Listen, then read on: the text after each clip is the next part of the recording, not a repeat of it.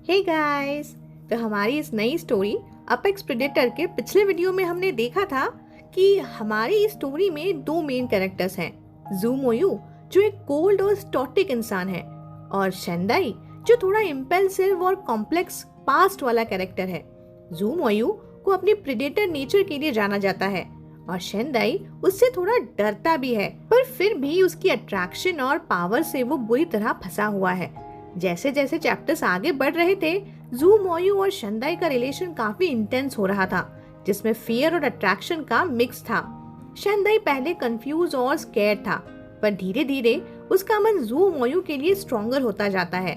जू मोयू अपनी इमोशंस को हाइड करता है और अपने आप को इमोशनल डिस्टेंस पर रखता है, पर दोनों के बीच कुछ ऐसा है जो उनको एक दूसरे की तरफ खींचता है। उनका रिलेशन एक स्लो बर्न है, पर गाड़ी अब चल पड़ी है। तो आगे देखें। तो अगले दिन फिर से शेंदाई को मजबूरी में आधा दिन की छुट्टी लेनी पड़ी। क्यों?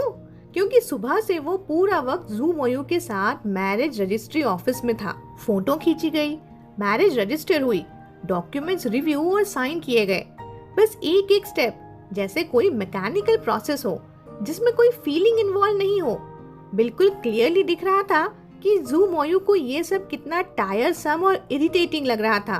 वो बस फॉर्मेलिटी निभा रहा था, जो जितनी जल्दी खत्म हो उतना बेहतर। मीडिया की नजरों से बचने के लिए दोनों पहले ही ऑफिस पहुंच गए थे, लेकिन ये सोच के अजीब लग रहा था कि दुनिया में कोई आदमी कितना भी अमीर हो, अपनी शादी के लिए तो उसे खुद को प्रेजेंट करना ही पड़ता है। जैसे ही शादी की फॉर्मेलिटीज खत्म हुई, जू मोयू बिना एक सेकेंड वेट किए निकल गया। पीछे मुड़कर एक बार भी मुझे नहीं देखा। शेंदाई वहीं खड़ा था, हाथ में एक छोटी सी रेड मैरिज बुकलेट लिए हुए, जिसमें थी उन दोनों की शादी की फोटो। आंखों के सामने वो फोटो जरूर थी, लेकिन दिमाग ना बिल्कुल ब्लैंक था। कभी सोचा भी नहीं था उसने कि जिंदगी उसे यहाँ ले आएगी। एक ऐसी शादी, वो भी एक ऐसे इंसान के साथ जिसे दूर से देखने की भी हिम्मत नहीं थी उसकी। जब तक वो कर्जे में डूबा था, उसने कभी अपने दिल को उम्मीद भी नहीं दी थी। कभी नहीं चाहता था कि किसी पे वो बोझ बन जाए। और जू मोयू के लिए उसके दिल में एक छुपा हुआ सा सॉफ्ट स्पॉट था, बस एक छुपा के रखी गई कैंडी जैसा, जिसे कभी कभी खुद से छुपा कर थोड़ा सा टेस्ट कर लेना, बस इतना ही। फोटो को देखते हुए वो सोच रहा था, एक बंदा रिजर्व्ड, दूसरा सिर्फ फॉर्मेलिटीज में प्रेजेंट। दोनों के चेहरे पर एक छोटी सी स्माइल भी नहीं। अगर ये रेड बैकड्रॉप और शादी का स्टैम्प ना होता तो कोई नहीं मानता कि ये एक शादी वाली फोटो है। लेकिन उसके दिमाग में बार बार जू मोयू का ब्राइट चेहरा फ्लैश हो रहा था। उस चेहरे के सामने वो छुपाई गई कैंडी, वो छोटी सी खुशियां, सब उसके सामने फीकी लग रही थी, क्योंकि उसके लिए जू मोयू एक बीकन जैसा था, जिसने 2 बार उसे अंधेरे से रोशनी तक लाया था। पहली बार वो टाइम था जब सब कुछ खत्म होने को था, जब उसे पब्लिक में जानबूझकर हीट में लाया गया था और हर तरफ सिर्फ खौफ था। सब अल्फाज अपना कंट्रोल लूज कर रहे थे, और उस मोमेंट में सिर्फ जू मोयू था जिसने उसे संभाला था। दूसरी बार जब उसकी लाइफ कर्जों के बोझ में दबी हुई थी, और उसी वक्त जू मोयू ने उसे उस गहरी खाई से निकाल के एक नई सांस दी थी। आज चाहे वो साइंटिस्ट था, लेकिन उस वक्त उसका मन कह रहा था कि क्या सच में ये मेरी डेस्टिनी है? क्या उन दोनों का कनेक्शन पहले से लिखा गया था?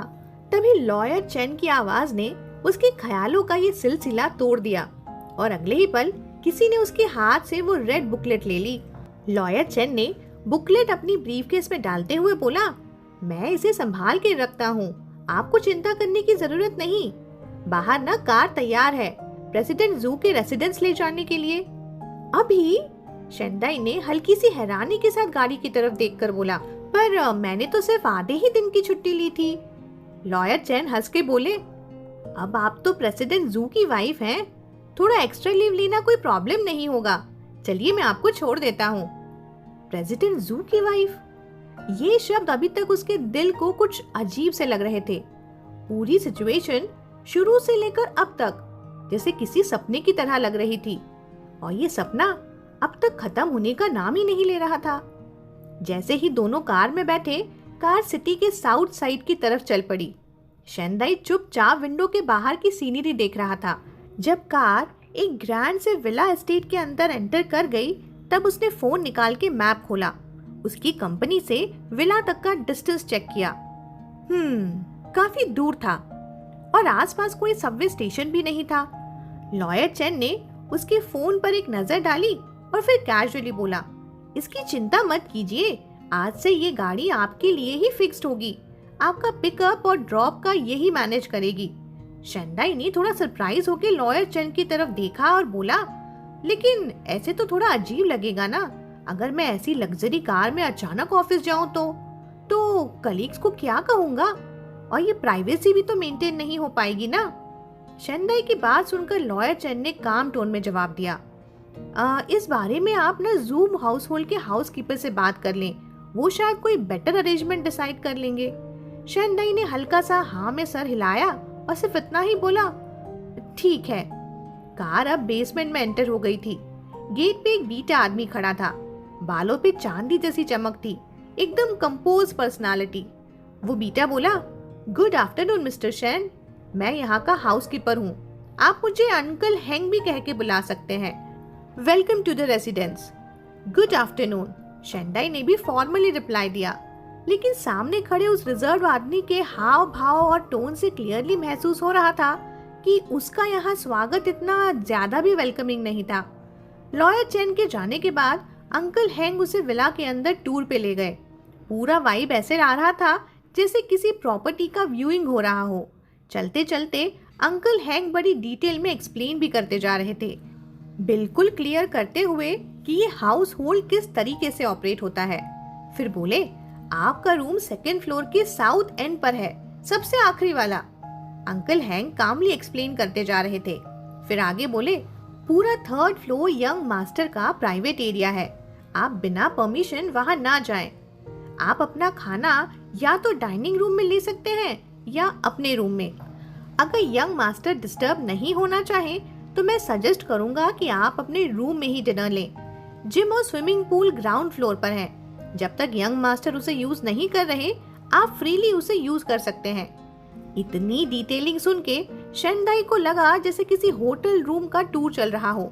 वैसे भी ऐसे घर में रहना तो कभी उसने सपने में भी नहीं सोचा था, और सच कहूँ तो वो सिर्फ यहाँ एक टेम्पररी गेस्ट ही तो था ना। आखिर में अंकल हैंग उसे उसके रूम तक ले गए। चाहे ये सिर्फ एक गेस्ट रूम था, लेकिन साइज में किसी भी छोटी मोटी अपार्टमेंट से भी बड़ा था। अपना अटैच बाथरूम, बड़ा सा वॉक इन वार्डरोब और जितनी भी जरूरत की चीजें थी सब रेडी थी। वैसे तो ये बस मूव इन रेडी नहीं था, बल्कि ये कहना ज्यादा सही होगा कि बस सीधा वॉक इन ही कर लो और फिर रूम से बाहर निकलने की तुम्हें कभी जरूरत ही महसूस ना हो। और वैसे भी शेंदाई तो बस यही चाहता था। अंकल हैंग ने आगे अपनी शांत टोन में बोला, आपकी डे टू डे प्रेफरेंसेस का मुझे कोई आइडिया नहीं था, तो कुछ बेसिक चीजें पहले से मैंने अरेंज करवा दी हैं। अगर बाद में आपको लगे कि बेड लिनन कंफर्टेबल नहीं है या टॉयलेटरीज का ब्रांड चेंज करना है या कॉफी अगर पसंद नहीं आ रही हो, कोई भी चीज चाहिए हो तो बिना हिचकिचाए आप मुझे बता दीजिएगा। थैंक्स, अभी के लिए तो सब ठीक है, शेंदाई ने सॉफ्टली रिप्लाई दिया। फिर अंकल हैंग ने पूछा, यंग मास्टर ने बताया था कि आप रोज काम पर जाएंगे, तो कार के बारे में आपने क्या सोचा? शेंदाई ने तुरंत कहा, उसकी जरूरत नहीं है, इतनी लग्जरी कार में जाना थोड़ा ऑकवर्ड लगेगा। वैसे भी मैं ज्यादा टाइम तो कंपनी के डॉर्मेट्री में ही रहता हूँ, टैक्सी ले लूंगा, काफी है। ठीक है, और कोई रिक्वेस्ट, डाइट, रूटीन या और कुछ? बिल्कुल नहीं, सब कुछ ठीक है। फिर एक सेकंड रुक के बोला, वैसे अगर यहाँ आप कुछ और पेंडिंग नहीं है तो मैं ऑफिस वापस चला जाऊं? अंकल हैंग थोड़ी देर तक यूं ही शेंदाई को घूरते रहे। फिर एक बार फिर से कामली पूछा, आपकी सच में और कोई जरूरत नहीं है? हाँ बिल्कुल, अभी तो कुछ नहीं है, अगर कुछ याद आया तो मैं आपको जरूर बता दूंगा। शेंदाई ने फिर सॉफ्टली रिप्लाई दिया। ठीक है, तो चलिए मैं आपको बाहर छोड़ देता हूँ। फिर दोनों नीचे स्टेयर से उतर रहे थे, तभी सामने से जू मोयू फ्रंट डोर से अंदर आता हुआ दिखा। जब जू मोयू की नजर शेंदाई पे पड़ी तो एक सेकंड के लिए वो बिल्कुल स्टन हो गया, जैसे वो सोच भी नहीं सकता था कि ये बंदा उसके घर में क्या कर रहा है। है भाई, भूल गए क्या कि तुम्हारी सुबह ही शादी हुई थी? लेकिन फिर तुरंत उसने अपना एक्सप्रेशन कंट्रोल कर लिया। जू मोयू के देखते ही अंकल हैंग ने पूछा, ओ यंग मास्टर, आज आप इतनी जल्दी वापस आ गए? सुबह बहुत जल्दी उठ गया था ना, सोचा थोड़ी देर रेस्ट कर लूं। वैसे भी मैं आस पास ही था। ये कहते हुए जू मोयू ने अपना जैकेट उतार के अंकल हैंग को दे दिया। लंच हो चुका है, वो कैजुअली बोलते हुए अपनी टाई को खोलने लगा। टाई खींचते वक्त उसने एक इंटेंस सी नजर शेन दाई की तरफ डाली। प्रेसिडेंट जू। शेन दाई ने थोड़ा सा सर झुका के उसे ग्रीट किया और अपनी आंखें नीचे कर ली। लेकिन जैसे ही उसने देखा कि जू मोयू कैसे अपनी टाई खींच रहा था, तो अंदर ही अंदर उसका दिल जोर से धड़क उठा। डैम, ये बंदा तो सच में मुझे खत्म कर देगा। जू मोयू ने कैजुअली पूछा, नए घर में सब ठीक लग रहा है क्या? वो ऐसे पूछ रहा था जिसे बस पूछने की फॉर्मेलिटी पूरी कर रहा हो। शेंदाई ने सॉफ्टली जवाब दिया, हाँ सब ठीक है। और कुछ चाहिए हो तो बस अंकल हैंग को बोल देना। जी थैंक यू वेरी मच। थोड़ी देर की चुप सी खामोशी के बाद शेंदाई ने कहा, मैं ऑफिस वापस जाना चाहता हूँ। वैसे भी मैं ज्यादा टाइम कंपनी डॉर्मेट्री में ही रहता हूँ, यहाँ बॉदर नहीं करूँगा। जू मोयू ने सीधा शेंदाई की तरफ देखते हुए पूछा, तुम डॉर्मेट्री में रहना चाहते हो? हाँ मैं। शेंदाई कुछ बोलने ही वाला था कि जू मोयू ने उसकी बात बीच में ही काट दी। अब जब हम शादीशुदा हैं तो तुम्हें घर पे ही रहना पड़ेगा। टाई अंकल हैंग को दे के वो आराम से सोफे की तरफ चला गया और अंकल से बोला, चाय। शेंदाई थोड़ी देर हेसिटेट करता रहा, फिर धीरे से जू मोयू के पास सोफे के साइड पे जाकर खड़ा हो गया। अंदर ही अंदर उसे लग रहा था जैसे किसी ट्रिब्यूनल के सामने खड़ा हो। और वैसे भी टेक्निकली तो वो जू मोयू का एम्प्लॉय ही था। अंकल हैंग चाय लेके आए, टेबल पर रखी और फिर साइलेंटली एक साइड में खड़े हो गए। जू मोयू ने धीरे से चाय का एक सिप लिया, फिर अपने पूरे अपर बॉडी को रिलैक्स करके लेदर सोफे पे लीन कर गया। फोन निकाल के स्क्रोल करते हुए कैजुअली बोला, चाहे ये सिर्फ एक पार्टनरशिप हो, पर थोड़ा सा तो आउटवर्ड इमेज मेंटेन करनी पड़ती है ना। शायद तुम्हें ये चीजें समझ ना आए, लेकिन इंस्ट्रक्शंस तो फॉलो कर लोगे ना? पता नहीं क्यों, लेकिन बिना जू मोयू के डायरेक्टली देखे भी शेंदाई पे एक अजीब सा प्रेशर आ गया था। चेस्ट में एक टाइट सी फीलिंग। उसने हल्का सा झुककर रिप्लाई दिया, जी बिल्कुल। जू मोयू बोला, कहीं तुम्हें ये जगह पसंद नहीं आई क्या, या कोई मेंटल ब्लॉक फील कर रहे हो क्या? नहीं, जगह तो बिल्कुल ठीक है, बस डर लगता है कि कहीं आपको डिस्टर्ब ना कर दूं। जू मोयू फिर बोला, ये घर काफी बड़ा है और मुझे लगता है कि तुम समझदार हो, कोई प्रॉब्लम नहीं होगी। तभी जू मोयू ने अपनी टाइपिंग बंद करके अचानक अपना सर ऊपर उठाया और सीधा शेंदाई की तरफ देखते हुए बोला, या कहीं तुम्हें डर तो नहीं लग रहा कि मैं तुमसे वाइफ वाली ड्यूटीज एक्सपेक्ट करूंगा? इतना सुनकर शेंदाई का चेहरा थोड़ा गर्म हो गया, हल्की सी ब्लश, आंखों में थोड़ा पैनिक। चुपके से उसने एक नजर अंकल हैंग की तरफ डाली, जो पूरे रिस्पेक्ट के साथ सर झुका के बस खड़े थे। बिल्कुल भी कोई रिएक्शन नहीं दिया उन्होंने। शेंदाई ने भी अपना सर नीचे झुका लिया। उसे बिल्कुल समझ नहीं आ रहा था कि उसे इस बात का क्या जवाब देना चाहिए। जुबान पे एक भी शब्द नहीं आ रहा था। तभी जू मोयू ने शांत कंपोज वॉइस में कहा, फिक्र मत करो, मैं कॉन्ट्रैक्ट के स्कोप के बाहर तुमसे कुछ एक्सपेक्ट नहीं करूंगा, तुम यहाँ आराम से रह सकते हो। ये बात बिना किसी रूड टोन के कही गई थी, फिर भी उसका हर एक लफ्ज शेंदाई के लिए एक चांटा जैसा लग रहा था, जैसे एक इंस्ट्रक्शन, एक वेकअप कॉल, एक वार्निंग। तुरंत उसके दिमाग में कॉन्ट्रैक्ट की वो लाइन फ्लैश हो गई कि तुम्हें प्रेसिडेंट जू का चाइल्ड कंसीव करने की परमिशन नहीं है, ऑफ कोर्स अनलेस ऑथराइज्ड। एक ऐसा अल्फाज जैसा जू मोयू, इतना एक्स्ट्राऑर्डिनरी, इतना पावरफुल, जिसपे लोग तो फिदा होके अपना सब कुछ दे देते हैं। इतना कि जब उसने बिजनेस ज्वाइन किया था तब पहले ही साल में 3 लोग सिर्फ उसकी अनवांटेड अटेंशन देने की वजह से फायर हो गए थे। तभी से पूरी कंपनी में कोई भी हिम्मत नहीं करता था उसके करीब आने की भी। तो ये सोचना कि शायद जू मोयू उसमें इंटरेस्टेड होगा, ये खुद में ही एक बड़ा जोक था। उल्टा असली कंसर्न तो जू मोयू को होना चाहिए था कि कहीं ये ओमेगा अपने सिंपल बैकग्राउंड और एवरेज फेरोमोन्स के बावजूद उसे सिड्यूस करने का कोई प्लान न बना ले। इसी वजह से तो कॉन्ट्रैक्ट में क्लियर क्लॉज ऐड किया गया था ताकि उस जैसा एक सिंपल ओमेगा कभी भी जू फैमिली का चाइल्ड कंसीव ही ना कर सके। शेंदाई बेवकूफ नहीं था, शुरू से जानता था कि जू मोयू कभी उसके करीब भी नहीं आएगा। लेकिन फिर भी जब ये बातें उसे उस आदमी के मुंह से सुननी पड़ी जिसे वो दिल से एडमायर करता था, तो अंदर ही अंदर वो एक गिल्ट, एक शर्म से भर गया, जैसे एक पोलाइट टोन के पर्दे में एक छुपा हुआ तीर चला हो जो सीधा उसके दिल को छेद गया हो। फिर आखिर में शेंदाई ने फाइनली शांत टोन में रिप्लाई दिया, okay, I will follow your guidelines. जू मोयू ने हल्की सी नेक टिल्ट करके सर हिला दिया जैसे वो सैटिस्फाइड हो। फिर बोला, खाना खाया? अभी नहीं। तो फिर कुछ खा लेना और अपनी प्रेफरेंसेस अंकल हैंक को बता देना। जी थैंक यू प्रेसिडेंट जू। जू मोयू उठकर खड़ा हो गया। जैसे ही उसने मूव किया, एक फेरामोन्स की फेंट सी खुशबू शेंदाई के सेंसेस को छू गई। वो वुडी फ्रेगनेंस जो डेंस और कामिंग थी, हल्की सी ड्राई और एस्ट्रिंजेंट थी, एक अलग ही पावर के फील से भरी हुई, एग्जैक्टली वैसे ही जैसे जू मोयू का ऑरा था। ये खुशबू इबानी वुड फेरामोन्स का सेंट था और जैसे ही उसने वो खुशबू महसूस की, कुछ गहरी यादें उसे वापस आ गईं। 3 साल पहले जब एक सीनियर ने उसके अगेंस्ट साजिश की थी, उसे ड्रग दे के फोर्सफुली हीट में डाल दिया था। क्यों? क्योंकि वो टैलेंट प्रोग्राम के एक स्पॉट के लिए कम्पीट कर रहा था। जो इनहेबिटर वो हमेशा कैरी करता था, वो भी उस वक्त फेल हो गया था। लैब के अंदर ही उसकी पूरी बॉडी कंट्रोल से बाहर हो रही थी। पेनफुली स्ट्रगल कर रहा था, बिल्कुल टॉर्चर्ड फील कर रहा था।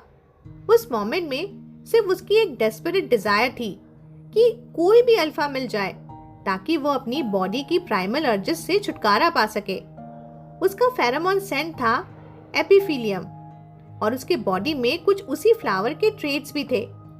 नॉर्मली ओमेगा का हीट साइकिल साल में 4 बार आता था, वो भी 7 दिनों के लिए, पर उसका सिर्फ 2 या 3 बार, वो भी सिर्फ 3 या 4 दिन के लिए।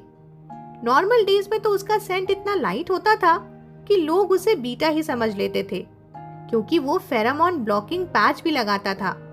लेकिन जब हीट आती तो उसकी इंटेंसिटी एवरेज ओमेगा से कई गुना ज्यादा हो जाती थी। उस वक्त तो उसे लगा था कि अब तो मैं खत्म ही हो गया। पब्लिक प्लेस पे हीट में आना, वो भी लैब में। उसका body, career, future, reputation, dignity सब कुछ मिट्टी में मिल जाता। उस वक्त एपिफिलियम की तीखी फ्रेगनेंस पूरे रिसर्च इंस्टीट्यूट के आधे एरिया में फैल चुकी थी, इतनी स्ट्रॉन्ग कि कई अल्फाज तो अपना कंट्रोल खो देने के बिल्कुल करीब थे। अगर उसके बीटा कलीग्स बीच में नहीं आते तो शायद अब तक सब अंदर रश कर चुके होते। तभी एक कोइंसिडेंस हुआ। उसी वक्त जू मोयू रिसर्च इंस्टीट्यूट के इंस्पेक्शन करने आया था। उस वक्त वो सिर्फ 21 साल का था, एकदम fresh return from prestigious university. अभी अभी कंपनी को ज्वाइन किया ही था उसने एज फ्यूचर हायर, सिर्फ अपनी स्किल्स को ब्रश करने के लिए। एस क्लास अल्फा, जिन्हें बचपन से ही फेरामोन कंट्रोल की इंटेंस ट्रेनिंग दी जाती है, सिर्फ वही ऐसे वक्त पे एक ओमेगा की हीट को रेजिस्ट कर सकते थे। जब जू मोयू उसके पास आया था तो शेंदाई के दिल में एक मिक्स्ड फीलिंग थी, डर भी और एक डेस्परेट होप भी। उसकी पूरी बॉडी ट्रेम्बल कर रही थी और बिना सोचे समझे वो जू मोयू से चिपक गया, जैसे पूरी ताकत से उस इंसान को पकड़ लिया हो, जिसे रिफ्यूज कर रहा हो अपनी लाइफ लाइन को छोड़ना। इतनी डिस्परेट नीड थी कि बस किसी तरीके से ये तकलीफ खत्म हो जाए बस। लेकिन जू मोयू एकदम रिस्ट्रेन था। उसने उसे फर्मली होल्ड किया और धीरे से ईयर के पास कुछ बोलता रहा, उसे सूद करता रहा। लेकिन शेंदाई उस वक्त इतनी गहरी नींद में था कि कुछ समझ नहीं आ रहा था। सिर्फ ऐसा लग रहा था जैसे वो आवाज किसी पहाड़ी स्ट्रीम की हल्की सी आवाज हो जो थोड़ा थोड़ा उसकी बेचैनी को शांत कर रही हो। और तभी उसने महसूस किया एक heavy, soothing, enveloping fragrance ebony would pheromone का। उस खुशबू ने 1 सेकंड में उसके पूरे दिमाग को क्लीन कर दिया, जैसे अंधेरों में भरे समुद्र में एक लाइट हाउस चमक रहा हो और उस रोशनी की तरफ उसका पूरा बीइंग खींच रहा हो। उसने बिना सोचे अपने फेरोमोन्स को उस रोशनी के पीछे भेज दिया। ब्लिसफुली, चाहे अंधेरे में ही सही, एक लाइट मिल गई थी उसे। वो क्लियरली फील कर रहा था कि एयर में एफिबिलियम और इबोनी वुड की खुशबू एक दूसरे से लपटी हुई थी। एक सॉफ्टनेस, एक स्ट्रेंथ, जिसे दोनों एक रिदम में हो, एक कम तो दूसरी बढ़ जाए। उसे लगा ये लाइट हाउस भी इस स्टॉर्म के बीच में थोड़ा हिल रहा है। एक पल के लिए हेसिटेट हुआ, पर फिर स्ट्रांग हो गया, फिर अपनी जगह पे टिक गया और अपने फेरोमोन से उसे सप्रेस कर दिया। और फिर अचानक एक शार्प पेन फील हुआ उसके नेक पर। ज़ू मोयू ने उसे एक टेम्पररी मार्क दे दिया था। उस मोमेंट में वो मार्क उसके पूरे कंफ्यूजन को काम कर गया और इसी वक्त इमरजेंसी सर्विसेज भी आ गई थी। उसको ट्रैंक्विलाइजर से इंजेक्ट किया गया। अगर उसने कभी इतना डीप डेस्पेयर फील नहीं किया होता तो शायद उस आदमी के लिए इतना इंटेंस अटैचमेंट उसमें कभी डेवलप ही नहीं होता। जो ज़ू मोयू ने दिया वो सिर्फ एक टेम्पररी मार्क था, लेकिन उसका असर शेंदाई के दिल पे परमानेंट हो गया था। लेकिन वो खुद जानता था उसकी जिंदगी के रास्ते कभी एक साथ नहीं होंगे। अब वो एक बचपना नहीं रहा, सिर्फ एक चांस एनकाउंटर था जो बस अब उसे दिल के कोने में दबा के रखना था। उसकी दूर से एक झलक मिल जाए वही उसकी खुशी के लिए काफी थी। अफसोस सिर्फ ये था कि तकदीर ने उन दोनों को फिर से बांध दिया था, एक ऐसे रिश्ते में जो शेंदाई की नजर में एक एम्बिग्यूअस कनेक्शन था और ज़ू मोयू के लिए सिर्फ एक ट्रांजैक्शनल डील। सच कहूँ तो शेंदाई खुद भी ज़ू मोयू के ज्यादा करीब नहीं जाना चाहता था और उसकी ऐसा करने की हिम्मत भी नहीं थी। वो बस एक ऐसा इंसान बन के रहना चाहता था जो दूर से ही उसे देख सके, दूर से ही महसूस कर सके। लेकिन अब उसके इतने करीब आके उससे अब खुद को इंडिफरेंट रखना मुश्किल हो रहा था। उसका सबसे बड़ा डर ये था कि कहीं अपने दिल के अंदर की ये फॉरबिडन डिल्यूजन्स, वो छुपी उम्मीदें अगर उसे खुद ही कंट्रोल ना हो पाई तो। उसे अपने ही दिल पे भरोसा नहीं था। डर लगता था कहीं ये फीलिंग्स उसे तोड़ ना दे। दूसरी तरफ ज़ू मोयू को उसके दिल के अंदर के वॉर का बिल्कुल भी एहसास नहीं था। वो आराम से बोला, आज शाम को तुम्हें टेलर के पास ले जाया जाएगा। कुछ फॉर्मल कपड़ों के लिए फिटिंग करवानी है। मेरे फादर का बर्थडे बैंक्वेट आ रहा है, मुझे तुम्हें वहां ले जाना पड़ेगा। इतना कैजुअली कह के ज़ू मोयू सीधा 3rd फ्लोर चला गया। एक बार भी पीछे मुड़ के भी नहीं देखा। बाद में शेंदाई वापस रिसर्च इंस्टीट्यूट गया अपने डॉर्म से कुछ कपड़े और जरूरी चीजें पैक करने के लिए।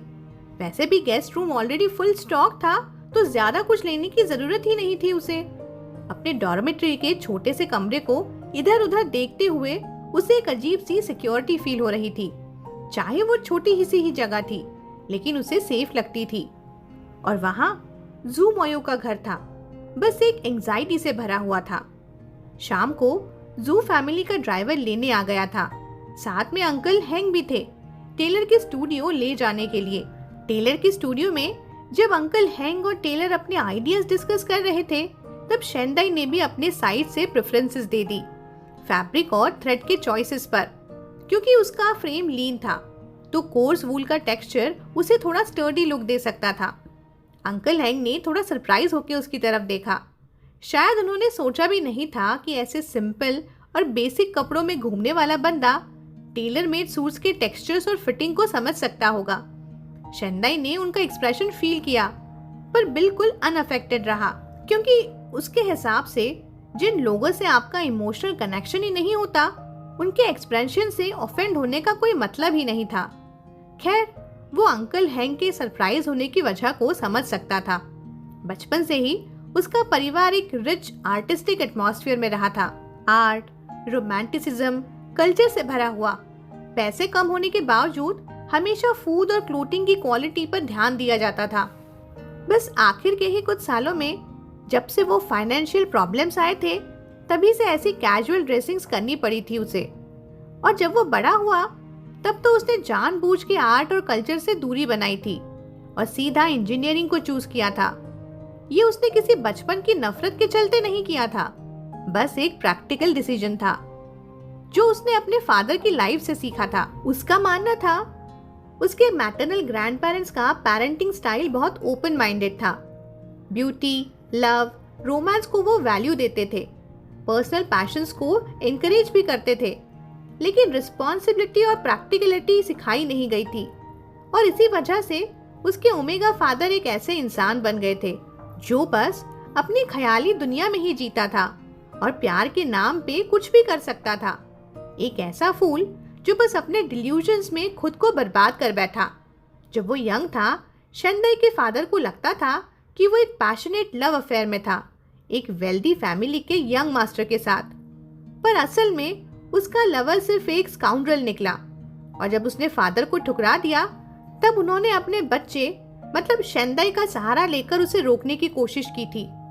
फिर कुछ टाइम बाद ये सोच के कि अब शायद उसे सच्चा प्यार मिल गया है, एक और फ्रॉस्टर से प्यार में फंस गए और उस चक्कर में अपनी फैमिली की प्रॉपर्टी तक मॉर्गेज में लगा दी, सिर्फ उस लवर के घर के लिए। पूरे जीवन में शेंदाई ने सिर्फ 2 बार ही यू जिंघाई को देखा था, लेकिन अपने ओमेगा फादर के लिए उसके दिल में नफरत उस यू जिंघाई से भी ज्यादा 100 गुना ज्यादा थी। कभी कभी जब वो खुद को मिरर में देखता और अपने चेहरे पे उस ओमेगा फादर की झलक देखता, तो आंखों में कसक सी आ जाती, फॉरहेड पे लाइंस आ जाती। उसे अपने आप पे नाराजगी थी कि क्यों ये फीचर्स उसे मिले हैं। अगले कुछ दिन शेंदाई रोज टैक्सी और फिर मेट्रो पकड़ के ऑफिस जाता। कम्यूट अब पहले से काफी इनकन्वीनियंट हो गया था, लेकिन ठीक ही था। क्लॉक इन की कोई कंपल्शन नहीं थी, आवर्स भी फ्लेक्सिबल थे। कभी कभी सोचता इनएक्सपेंसिव स्कूटर ले ले ताकि डेली ट्रैवल थोड़ा इजी हो जाए। ऐसे ही वो बैंक्वेट वाली रात भी आ गई। सैटरडे इवनिंग शेंदाई नए टेलर मेड सूट में रेडी हो गया था, जो अभी अभी डिलीवर हुआ था। वो पेशेंटली गेस्ट रूम में बैठा वेट कर रहा था, जब तक उसे अंकल हैंग ने आके इन्फॉर्म नहीं कर दिया। फिर बाहर निकल के एक फैंटम एक्सटेंडेड सेडान में बैठ गया, जो स्पेशली उसके लिए रेडी थी। जू मोयू ऑलरेडी बैक सीट पे बैठा हुआ था, कुछ डॉक्यूमेंट्स को पढ़ते हुए, फ्लॉलेसली ड्रेस्ड। उसका वो टॉल और सॉलिड फिजिक सूट के परफेक्ट कट में और भी शार्प लग रहा था। कॉम्प्लेक्शन इतना क्लीन और स्मूथ कि एक सॉफ्ट ग्लो फील हो रहा था।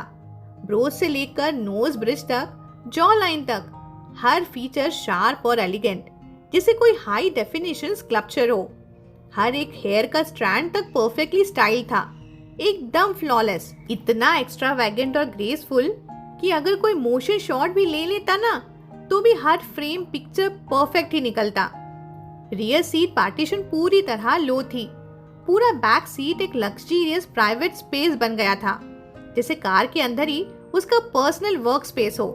नेचुरली पूरी कार का स्पेस जू मोयू के इबोनी वुड फेरामोन से महका हुआ था, एक वार्म और डेंस फ्रेगनेंस जो पूरे एटमॉस्फेयर को फिल कर रही थी। शेंदाई क्वाइटली कार में बैठ गया, पोलाइट टोन में बोला, गुड इवनिंग प्रेसिडेंट जू। जू मोयू ने एक बार उसकी तरफ देखा। उसकी नजर थोड़ी देर उस पर टिकी रही, फिर वो बोला, तुम पर यह सूट काफी अच्छा फिट हो रहा है। हाँ बिल्कुल, शेंदाई ने भी सॉफ्ट लहजे में रिप्लाई दिया। कार मूव होने लगी। ट्रैवलिंग के अधिकतर समय जू मोयू बस डॉक्यूमेंट्स पढ़ते रहा। शेंदाई ने भी बस विंडो के बाहर सीनरी देखना ही बेहतर समझा, क्योंकि बॉस के सामने फोन से खेलना कुछ ज्यादा ही हो जाता ना। फिर थोड़ी देर बाद जू मोयू ने डॉक्यूमेंट साइड में रख दिए और अपना पोस्चर थोड़ा एडजस्ट किया। सेंसिंग कि वो शायद कुछ कहने वाला है, शेंदाई ने हल्की सी टर्न लेके उसकी तरफ देखा। जू मोयू बोला, आज तुम्हें फर्स्ट टाइम मेरी फैमिली के सामने फॉर्मली इंट्रोड्यूस किया जाएगा, पर नर्वस होने की जरूरत नहीं है। अगर कोई एल्डर तुमसे कुछ पूछे तो बस शॉर्ट आंसर दे देना। ज्यादा बोलने या खुद से कन्वर्सेशन स्टार्ट करने की बिल्कुल जरूरत नहीं है। सिर्फ कॉर्टियस रहना और हल्की सी स्माइल मेंटेन करना, बस इतना ही काफी है। अंडरस्टूड, शेंदाई ने क्वाइटली रिप्लाई दिया। मेरा एक यंगर कजन है।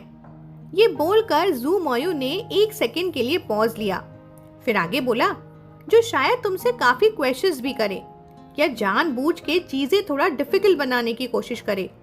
तुम जितना हो सके उसे अवॉइड करना। और सबसे जरूरी बात, हमारा पार्टनरशिप वाला अरेंजमेंट फैमिली के एंडर्स को नहीं पता है, और वो लोग मेरे और इस कजन के बीच कोई कॉन्फ्लिक्ट देखना भी नहीं चाहते, इसलिए इस बारे में बिल्कुल मेंशन मत करना। जो कुछ भी उसने सुना उसका पूरा मीनिंग शेंदाई को क्लियर नहीं था। फिर भी उसने एक सॉफ्ट सी एक्नॉलेजमेंट दे दी कि ठीक है।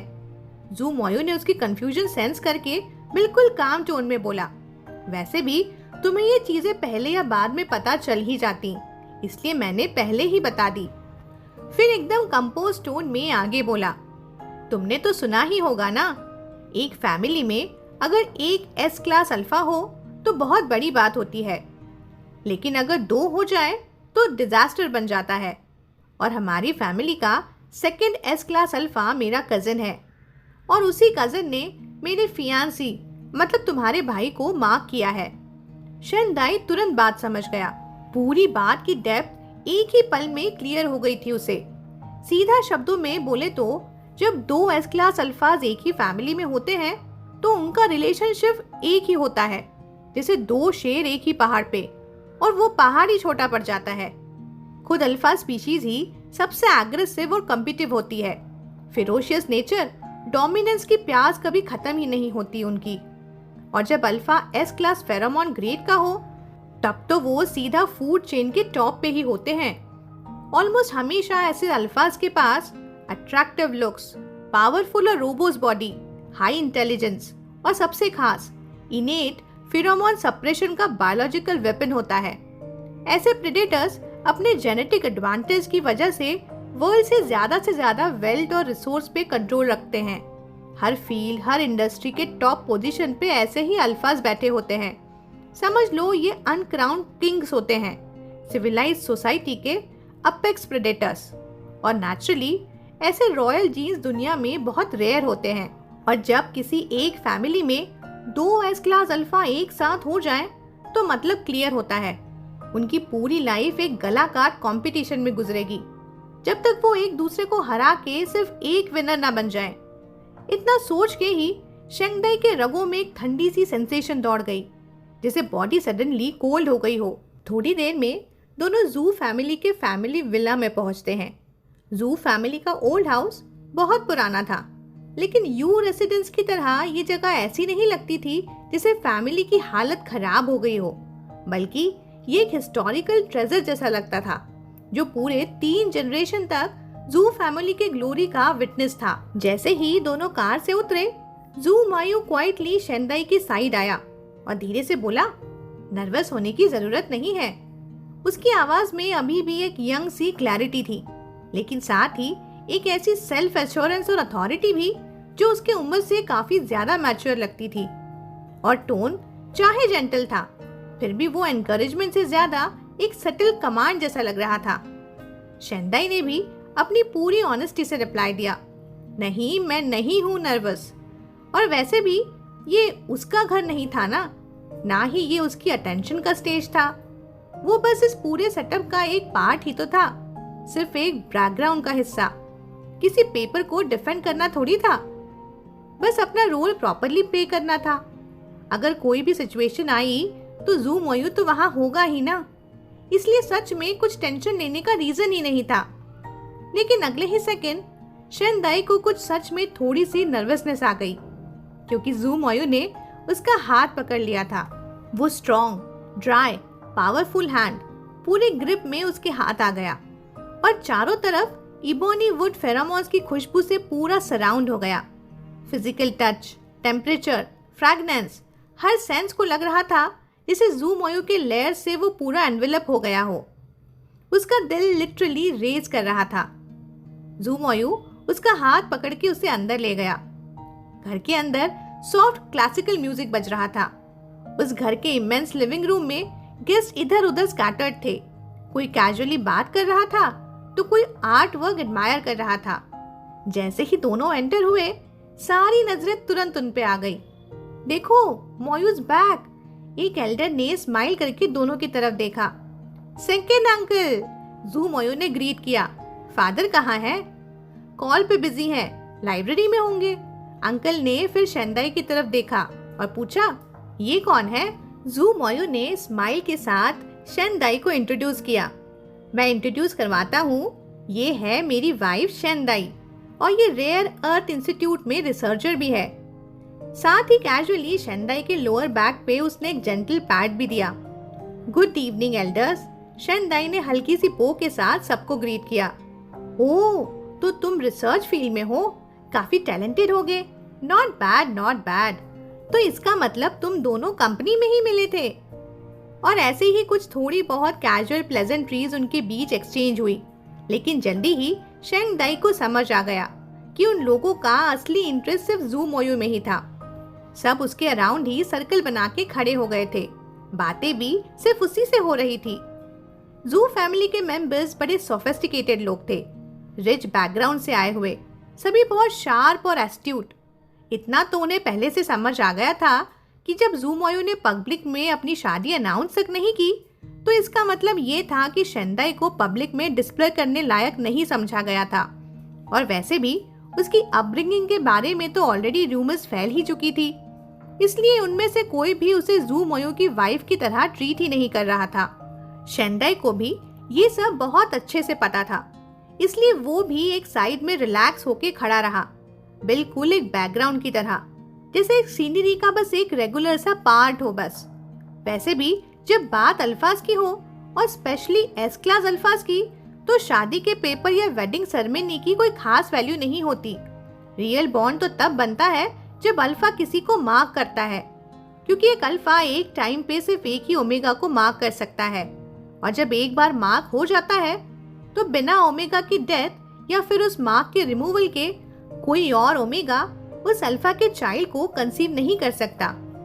और लॉ के हिसाब से किसी ओमेगा को जबरदस्ती मार्क रिमूव करने पे मजबूर भी नहीं किया जा सकता। एक अल्फा का नेचुरल इंस्टिंक्ट होता है अपने जीन्स को बेस्ट प्रोपोगेट करना और सबसे सुटेबल पार्टनर सिलेक्ट करना, और जब वो एक ओमेगा को मार्क करता है तो उसका मतलब होता है कि उस ओमेगा के साथ अपनी जिंदगी का सबसे बड़ा बॉन्ड बनाना, और सबसे इम्पोर्टेंट रिप्रोडक्टिव रिसोर्सेज उस ओमेगा के साथ शेयर करना, और अपने सबसे वनरेबल फेस मतलब रुत के टाइम उस ओमेगा के ट्रस्ट पे खुद को छोड़ देना। इसीलिए जब ज़ू मोयू ने मेंशन किया था कि उसका कजिन ने यू बायू को मार्क किया है, तो वो क्लियरली एक डिक्लेरेशन ऑफ वार था, और एक ऐसी चीज जो शेनदाई के दिमाग में चल रही थी वो ये थी कि यू फैमिली की हालत अब डिक्लाइन में थी, लेकिन उनके पास अभी तक कितनी रियल वेल्थ बची है, ये क्यूरियोसिटी उसके मन में जरूर थी। ज्यादातर अल्फाज शादी के बाद अपने कंपेनियन को मार्क करते हैं, सिर्फ अपनी सिंसियरिटी के सिंबल के लिए नहीं बल्कि रिस्पेक्ट के लिए भी। लेकिन एस क्लास अल्फाज के केस में ये चीज बिल्कुल अलग होती है। ये एरोगेंट रूलर्स अपने ऊपर किसी और का बंधन बिल्कुल बर्दाश्त नहीं करते। इनमें से सिर्फ कुछ ही होते हैं जो सिर्फ अपने मैक्सिमम बेनिफिट्स के लिए किसी को मार्क करते हैं, वो भी सिर्फ एक लेवरेज के रूप में, रिसोर्सेज के एक्सचेंज के लिए। ऐसे ही कुछ वक्त और बीत गया, तब तक एक मिडिल एज अल्फा स्टेयर से नीचे उतरता दिखाई दिया। ये थे chairman of the board Jinghao corporation के और ज़ू मोयू के फादर ज़ू शेन। शेनदाई ने उन्हें सिर्फ एनुअल कंपनी के मीटिंग में ही देखा था पहले। फादर, ज़ू मोयू ने बुलाया और शेनदाई का हाथ खींच के अपने साथ ले गया। ज़ू शेन ने हल्का सा सर हिला के उसे ग्रीट किया, फिर उसकी नजर शेनदाई पे टिक गई। Director Zhu, good evening. Shendai ने हल्की सी बो के साथ उन्हें ग्रीट किया। तुम ही हो ना शेनदाई? सुना है तुम रेयर अर्थ इंस्टीट्यूट में रिसर्चर हो, प्रोफेसर लियू के स्टूडेंट। जी हाँ, तुम लोग जिस एक्सट्रैक्शन और सेपरेशन टेक्नोलॉजी पे काम कर रहे हो ना, वो सिर्फ हमारे कॉर्पोरेशन के फ्यूचर के लिए नहीं बल्कि पूरी कंट्री के रेयर अर्थ सेक्टर की ग्लोबल कम्पिटिटिवनेस बढ़ाने के लिए बहुत क्रूशियल है। हार्ड वर्क करते रहो। जी, प्रोफेसर और हमारी टीम पूरी मेहनत कर रही है आपकी एक्सपेक्टेशन पे खरा उतरने के लिए, शेनदाई ने जवाब दिया। चलो मेरे साथ आओ, कुछ बातें करनी है। ज़ू शेन ने ज़ू मोयू को अपने साथ ऊपर जाने का इशारा किया। जाने से पहले ज़ू मोयू ने शेनदाई को बताया कि डिनर 7:30 बजे तक सर्व हो जाएगा, तब तक वो चाहे तो आस पास वॉक कर सकता है। ज़ू मोयू अपने फादर के पीछे पीछे ऊपर चला गया और शेनदाई एक बार फिर से एक रूम फुल ऑफ स्ट्रेंजर्स में अकेला छोड़ दिया गया।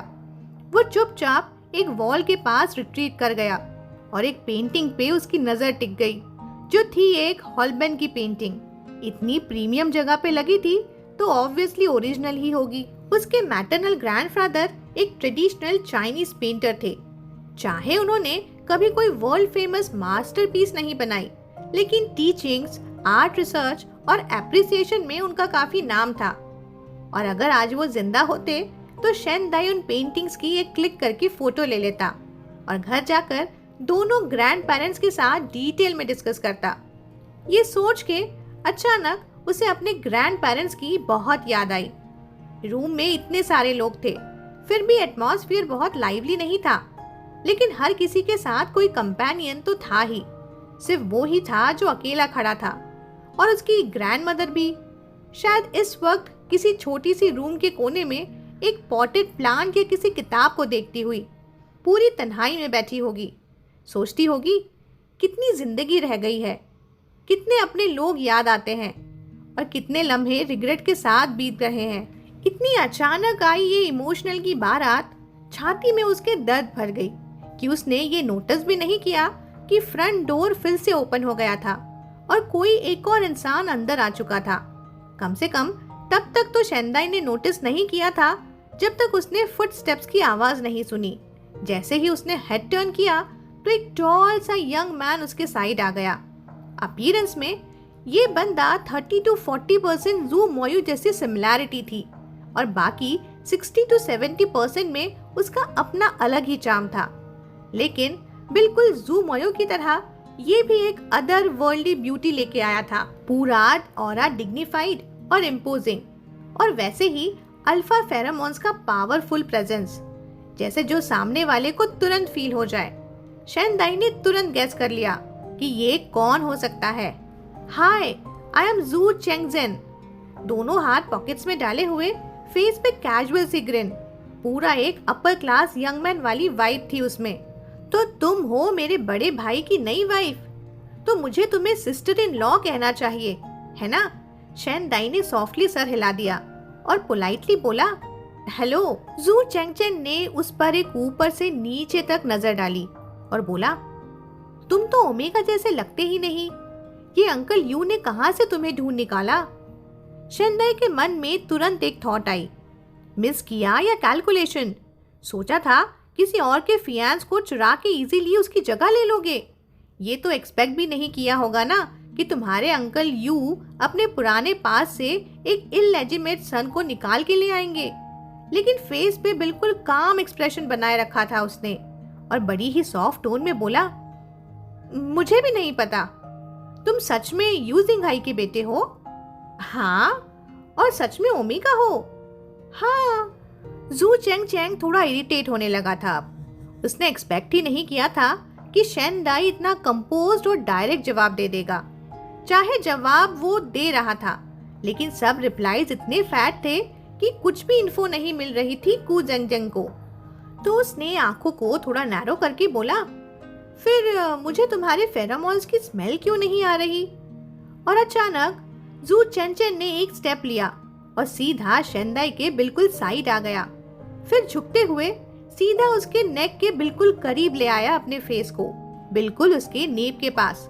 शेनदाई का पहला इंस्टिंक्ट था कि तुरंत टर्न होके उसे अवॉइड करना, क्योंकि नेक के पीछे जो ग्लैंड होती है वो बॉडी का एक बहुत वनरेबल स्पॉट होता है। चाहे फिर उस जू चेंचन का जो भी मोटिव हो, कोई भी ओमेगा अपने ग्लैंड के इतने पास किसी अननोन को नहीं आने देता, और ये एक नेचुरल डिफेंसिव इंस्टिंक्ट होता है। लेकिन उस मोमेंट में वो बिल्कुल मूव नहीं कर पाया, जैसे पूरा बॉडी उसका फ्रीज हो गया हो, जैसे किसी ने उसकी ऑटोनॉमी छीन ली हो और उसके पास कोई चॉइस नहीं थी, बस वहीं खड़ा रहना पड़ा उसे। और देखते देखते जू चेंचन ने अपना फेस उसके नेक के बिल्कुल पास ले आके एक डीप विफ ले ली। फिर टीजिंग टोन में बोला, ओ तो तुम ओमेगा तो हो, लेकिन तुम्हारा फेरोमोन सेंट इतना वीक है। अगले ही सेकेंड जिसे उसके बॉडी पे से वो इनविजिबल रिस्ट्रेन छूट गया। शेनदाई एक बड़े स्टेप में पीछे हो गया और जू चेंचन को घूरते हुए आंखों में गुस्से से देखने लगा। जिंदगी में हर ओमेगा ने कभी ना कभी किसी अल्फा के फेरोमोन सप्रेशन को एक्सपीरियंस तो किया ही होता है, कभी गलती से, कभी युद्ध में लैक ऑफ कंट्रोल से, कभी किसी आर्ग्यूमेंट में। लेकिन सबसे वर्स्ट होता है जब ये एक मलीशियस अटैक हो। अगर नॉर्मल कंपैरिजन देखें तो अल्फाज को एक बॉक्सर की तरह मान सकते हो और फेरोमोन्स को उनके फिस्ट, हर ग्रेड के अल्फा की पंचिंग पावर अलग होती है और सिविलाइज सोसाइटी में उनकी रिस्पॉन्सिबिलिटी होती है अपने स्ट्रेंथ को कंट्रोल में रखना ताकि दूसरों को हार्म ना हो। ज्यादा केसेस में तो अल्फाज को फाइट करने की भी जरूरत ही नहीं पड़ती। एक छोटी सी फेरोमोन वेव ही सब काम तमाम कर देती है और अगर फाइट भी होती है तो मोस्टली अपने ही लेवल के अपोनेंट के साथ। मैच होता है असॉल्ट नहीं। लेकिन जो आज जू चेंचन ने अभी किया वो पूरा फाउल था, चाहे टेम्पररी ही सही, पर उसने उसका पूरा बॉडी मूवमेंट ब्लॉक कर दिया था और ये एक्ट उतना ही वाहियात था। सबसे चिलिंग चीज ये थी कि पूरे रूम में इतने सारे लोग थे, फिर भी किसी ने ये सप्रेशन सेंस ही नहीं किया। सिर्फ शेंदाई को ही हुआ था। That's what an S class alpha is. Normal लोगों के अगेंस्ट एवरेज फाइट में तो थोड़ी रेसिस्टेंस पॉसिबल होती, लेकिन जू चेंचन ने जो इतना कैजुअली, बिल्कुल एफर्टलेसली उसको कंट्रोल कर गया, जैसे ये उसके लिए बस सांस लेने जितना आसान हो। जू चेंचन ने इनोसेंटली ब्लिंक करते हुए बोला, ओ तो तुम ऑलरेडी गुस्सा हो गए। सॉरी। वैसे तुम्हारे फेरोमोन का सेंट क्या है? अच्छा लग रहा था, लेकिन बहुत लाइट है। तुम्हारे ग्लैंड्स प्रॉपर्ली डेवलप नहीं हुए क्या? इसका फर्टिलिटी पे इफेक्ट तो नहीं पड़ेगा ना? चैंग चैंग, एकदम से पीछे से जू मोयो की एक सलन सी आवाज सुनाई दी। शेंदाई ने एक शार्प ब्रीथ ले ली और तुरंत पीछे मुड़ के देखा।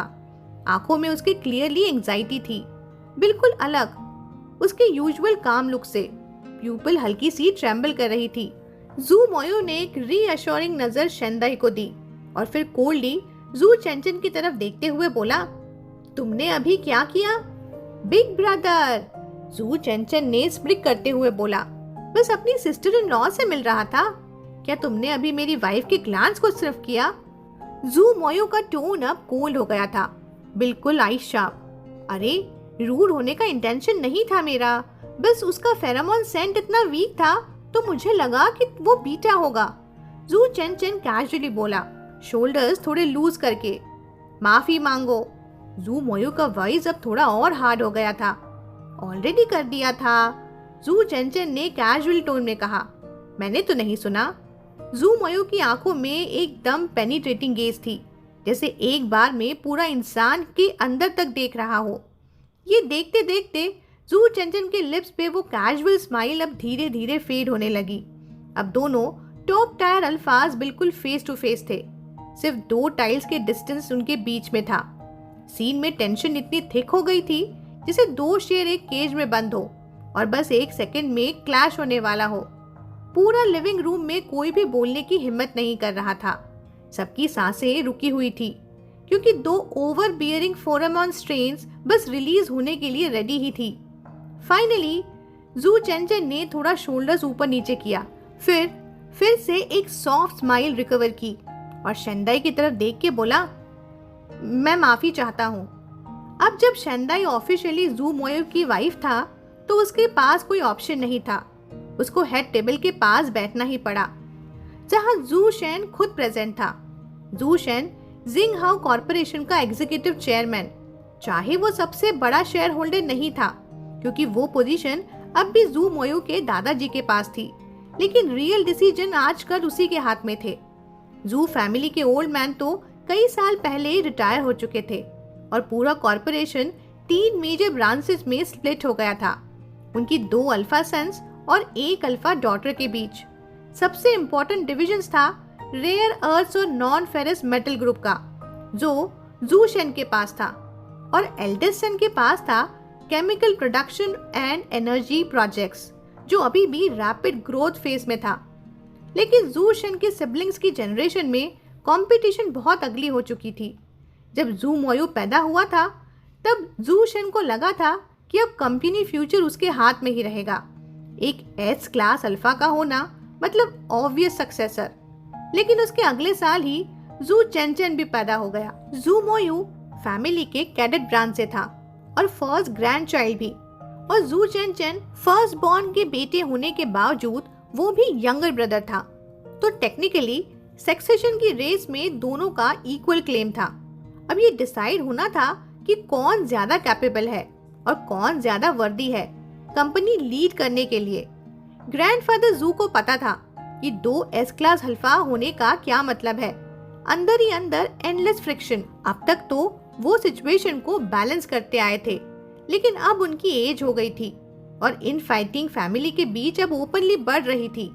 इतना सोच के शेंदाई को चेंगजी माई का एक गॉसिप याद आ गया और उसने थोड़ी सी छुपी नजर जू चेंगचेंग की तरफ डाली, जो टेबल के दूसरे साइड कैजुअली बैठा था। कई रीजंस थे जिस वजह से शेंदाई को वो बंदा बिल्कुल पसंद नहीं था। तभी जू चेंचन ने चीयरफुल टोन में बोला, डैड ने बोला था कि मैं आपको गिफ्ट दूं। Happy birthday uncle. बहुत बढ़िया चेंगचन, तुम अब बड़े हो गए हो, थोड़ा प्रॉपर बिहेव करना भी सीखो। जू चेन ने कामली रिप्लाई दिया, हाँ, अभी तो मैंने अपनी सिस्टर इन लॉ को ही ऑफेंड कर दिया, बहुत एम्बैरेस्ड हूँ। फेस पे एक मिस्चीवियस स्माइल के साथ जू चेंचन ने बोला। फिर बोला, वैसे सिस्टर इन लॉ से तो मेरा कनेक्शन काफी क्लोज है। जियाओ यू तो सिस्टर इन लॉ का यंगर हाफ ब्रदर ही निकला। टेबल पे चाहे जू मोयू का एक्सप्रेशन काम दिख रहा था, लेकिन क्लियरली उसके चेहरे पर एक ग्लूमी शैडो थी और उसके बिल्कुल साइड में बैठा था शेंदाई। अंदर ही अंदर उसका एग्रेसिव फेरोमोन फ्लक्चुएशन वो फील कर पा रहा था। चाहे जू मोयू ने फेरोमोन्स रिलीज करना बंद कर दिया हो, लेकिन दोनों इतने क्लोज बैठे थे कि शेंदाई को थोड़ा सफोकेटेड फील हो रहा था। पैसे के लिए इंसान को क्या क्या करना पड़ता है ना, शेंदाई ने मन ही मन सोचा। आज एक ही दिन में वो दो टॉप टायर अल्फाज के फेरोमोन इन्फ्लुएंस से गुजरा था। अब उसके सामने जितना भी टेस्टी खाना रखा हो, बिल्कुल भी एपेटाइट उसमें बची नहीं थी। बस आंखों के सामने सब था, लेकिन मन नहीं कर रहा था कुछ भी खाने का। कुछ एल्डर्स ने जल्दी से एटमॉस्फेयर स्मूथ करने की कोशिश की और बोले, अरे अपनी ही फैमिली है, चलो चलो मैं वो वाइन खोल देता हूँ जो मैंने सेकंड ब्रदर को गिफ्ट की थी। ये पूरा बर्थडे बैंक्वेट ना बर्थडे कम और कॉर्पोरेट डिनर ज्यादा लग रहा था। सिर्फ बिजनेस डिस्कशन हो रहे थे बस। सिर्फ शेंदाई चुपचाप जू मोयू के शैडो में साइलेंट बैठा रहा। थोड़ा थोड़ा खाना खाया, थोड़ा ड्रिंक किया। अंदर ही अंदर सिर्फ एक ही विश थी, काश जल्दी वापस जा सके और सो सके। पूरे मील के दौरान उसे कांस्टेंट सी फीलिंग हो रही थी, जैसे कि कोई उसे साइड से देख रहा है। उसे पता था कि ये ना जू चेंगचेन ही है। चाहे किसी की नजर डायरेक्टली हर्ट नहीं करती, फिर भी उसको अनईजी फील हो रहा था। उसे पता था कि जू चेंगचेन ने जानबूझ के फेरोमोन सप्रेशन किया था आज, ताकि उसे एम्बैरेस कर सके। चाहे वो खुद सिर्फ एक इनोसेंट बाईस्टैंडर हो, लेकिन जू चेंगचेन के नजरिए से देखा जाए तो उसकी सिर्फ एग्जिस्टेंस ही प्रॉब्लम थी उसके लिए। जू चेंगचेन को लगा था कि वो यू बायो को मार्क करके जू मोयू और यू फैमिली के बीच की मैरिज अलायंस को तोड़ देगा और सबका फायदा ब्लॉक कर देगा।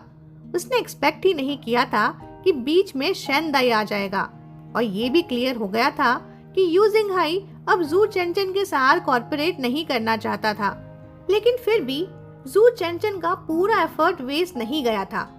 यू बायुवे एक एक्सेप्शनल ओमेगा था और उसके लिए एक परफेक्ट मैच भी।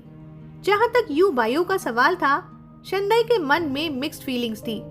वो उसे ना जेलसी फील कर पाता था, ना ही कोई कंपैरिजन। वो उसके लिए एक ऐसा इंसान था जिसे वो पहले कभी भी मिला ही नहीं था और जिसका लाइफ उससे बिल्कुल अलग था। चाहे वो कभी कभी ऑनलाइन उसकी एक्स्ट्रावैगेंट लाइफ के कुछ ग्लिम्पसेस देख लेता था, लेकिन उसने कभी ये महसूस नहीं किया था कि उसका उस लाइफ पे कोई हक बन सकता था। लेकिन तकदीर ने जैसे उनके बीच एक इनडायरेक्ट कनेक्शन सा क्रिएट कर दिया था, एक इनविजिबल थ्रेड जैसा। वो खुद को रोकता था इस बारे में सोचने से भी कि आज जिस जगह पे वो बैठा है वो टेक्निकली यू बायो की सीट होनी चाहिए थी। अगर जू मोयू और यू बायो की शादी प्लान के मुताबिक होती तो अब तक तो एक ग्रैंड लग्जरियस वेडिंग हो चुकी होती, मीडिया में छाई होती, हर तरफ कॉम्प्लीमेंट्स और ब्लेसिंग मिल रही होती। आज के सभी गेस्ट उन दोनों को सेंटर में लेके सोशलाइज कर रहे होते। और वैसे भी ये चीजें कभी भी शेंदाई की दुनिया का पार्ट नहीं थी। ये सब तो यू बायू के डोमेन की चीजें थी। लेकिन वो अपने आप से झूठ भी नहीं बोल सकता था कि काश वो वाकई जू मायू की वाइफ होता। बैंक्वेट खत्म होने के बाद दोनों कार में वापस रिटर्न हो रहे थे और जू मोयू का मूड अब भी क्लियरली सलन था और वही वाइब पूरी कार में छाई हुई थी। काफी देर के हेसिटेशन के बाद शेन दाई ने फाइनली खुद को फोर्स करके बोला, क्योंकि पता नहीं वो दोनों अगली बार फिर कब मिलेंगे। प्रेसिडेंट जू, शेन दाई ने धीरे से आवाज लगाई। जू मोयू ने हल्की सी रिस्पॉन्स दी। मैं पूछना चाहता था कि क्या मैं हर वीकेंड अपने घर जा सकता हूँ? मेरी ग्रैंड मदर वहाँ अकेली रहती हैं। जू मोयू ने उसकी तरफ एक नजर डाली और बोला, तो तुम्हारे पास भी रिक्वायरमेंट्स हैं? शेन दाई बिल्कुल टेकन अबैक हो गया। जी क्या? पार्डन? शादी से पहले मैंने तुमसे पूछा था ना कि क्या तुम्हारी कोई रिक्वायरमेंट है, तब क्यों नहीं बताया?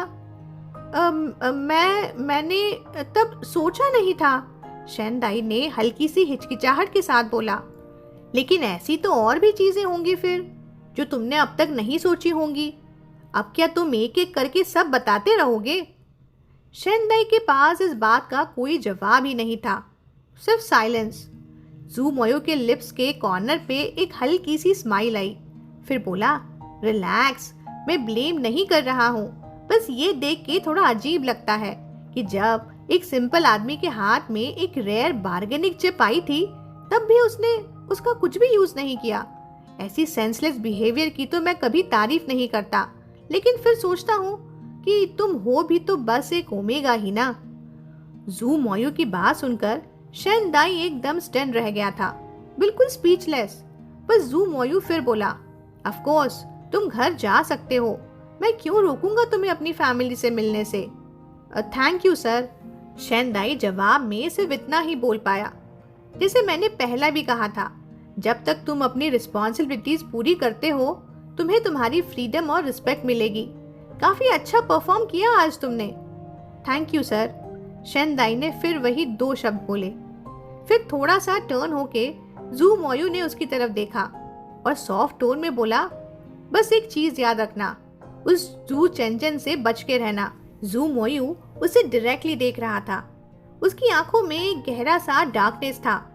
कार की ब्लू एम्बिएंट लाइट की वजह से उसकी आइरिस में एक स्ट्रेन सा मैजिकल ग्लो आ गया था। फिर वो आगे बोला, छोटी एज से ही उसकी आदत रही है मेरी हर चीज से compete करने की, चाहे वो चीज उसे चाहिए भी ना हो। शेन दाई ने थोड़ा सा ब्रो फ्रॉन किया और बोला, मुझे समझ नहीं आया। सोचो उसने यू बायू को क्यों मार्क किया? हाँ, आपकी एंगेजमेंट तोड़ने के लिए और यू जिंग हाई के साथ पार्टनरशिप खत्म करने के लिए। एग्जैक्टली। और जब उसका वो प्लान अब फेल हो गया, अब उसका अटेंशन कहीं और शिफ्ट हो सकता है। अपने इंडेक्स फिंगर की रिंग को हल्की सी स्ट्रोक करते हुए जू मोयू ने कामली बोला, हमारी पार्टनरशिप का एक हिस्सा तुम्हारी लॉयल्टी भी है। मैं नहीं चाहूंगा कि मेरी वाइफ की जगह लेके कोई मुझे एम्बैरेस करे। मैं जो कह रहा हूँ वो तुम्हें समझ आ रहा है ना? शेन दाई ने गहरी सांस ली और बोला, समझ गया, लेकिन आज उसने रिलीज किया था।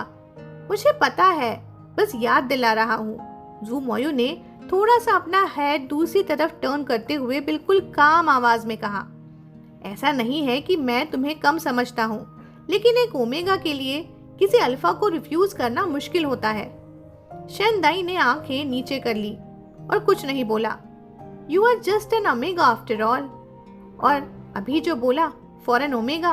हर कोई जानता था कि अल्फाज कभी भी बीटाज या ओमेगास को अपने इक्वल नहीं समझते, चाहे दुनिया कुछ भी कहे, चाहे सोसाइटी कितनी भी मॉडर्न हो जाए।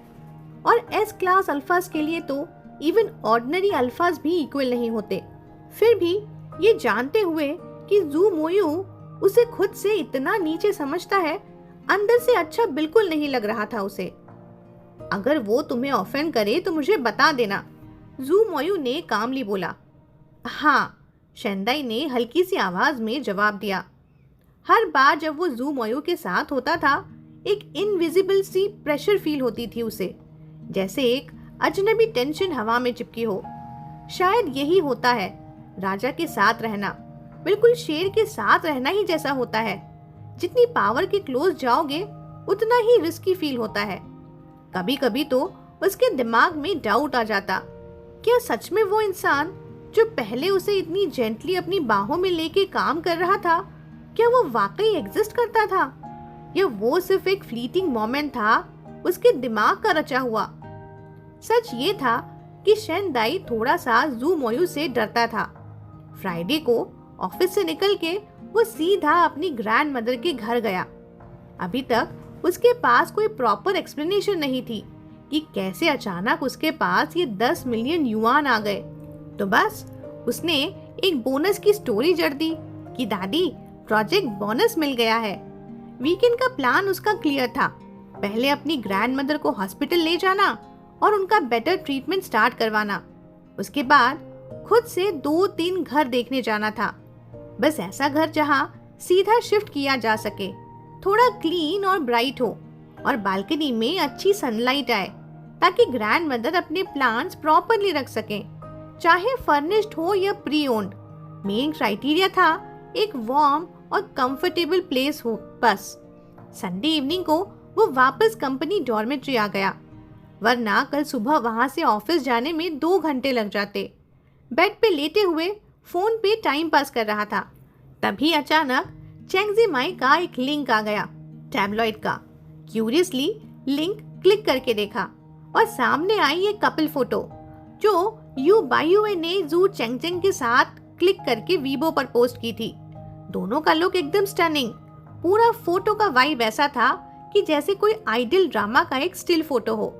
वैसे भी एक फेमस इंटरनेट सेलिब्रिटी जैसा यू बायुए कुछ भी पोस्ट करता हो, क्या पहना है, कहाँ गया है, सब इंस्टेंटली वायरल हो जाता है।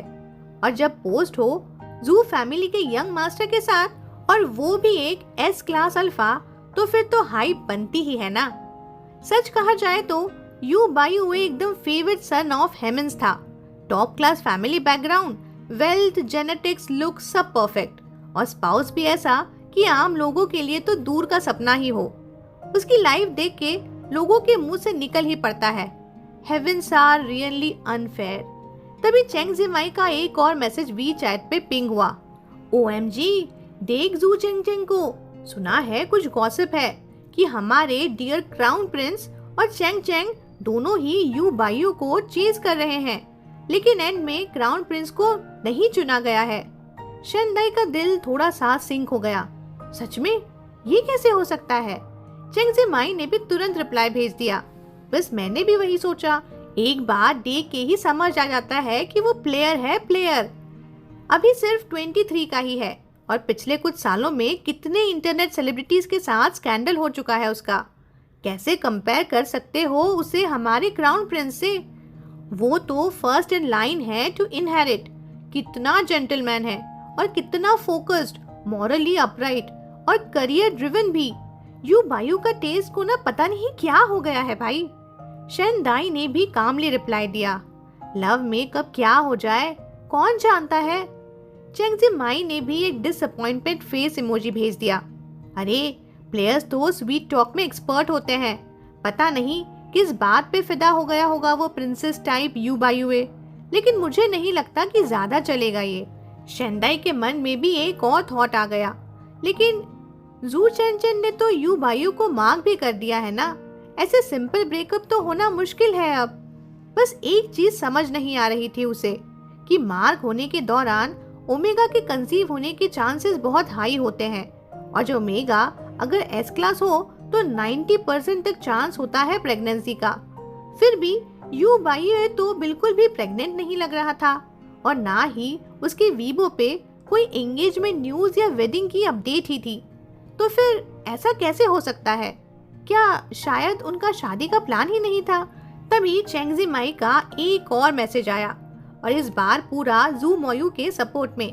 देखना, फ्यूचर में जब हमारे क्राउन प्रिंस शादी करेगा ना, तो उसका पार्टनर ना परफेक्ट होगा।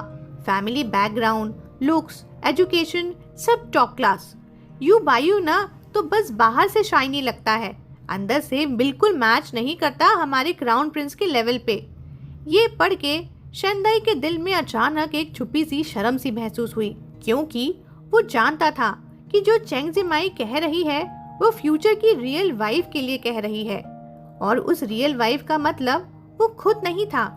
ऑफिस जाने के लिए शेंदाई ने ऑनलाइन एक फोल्डिंग बाइसिकल परचेस कर ली थी। प्लान ये था कि आगे से वो अपने कम्यूट को साइकिल और सबवे के बीच स्प्लिट करेगा। जू रेसिडेंस से स्टेशन का डिस्टेंस सिर्फ 4 या 5 किलोमीटर था, तो ये सबसे best cost to benefit option था। ट्रैवल के ड्यूरेशन में भी साइकिल ड्राइव करने से छोटी ही होती और साथ में थोड़ी एक्सरसाइज भी हो जाती। एक तीर से दो निशाने।